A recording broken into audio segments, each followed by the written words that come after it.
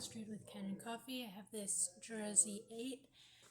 It had a broken scraper blade, so here's the old one.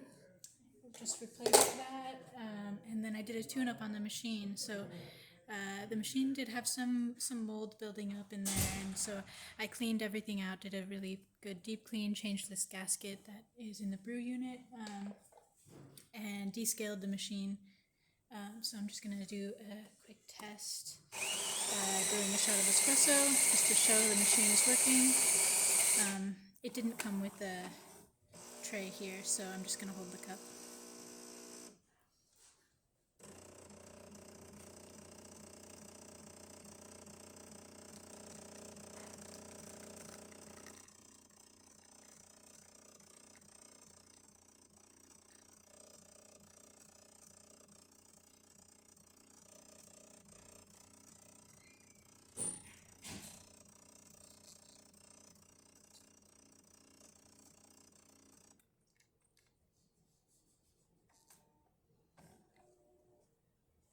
Alright, there you go.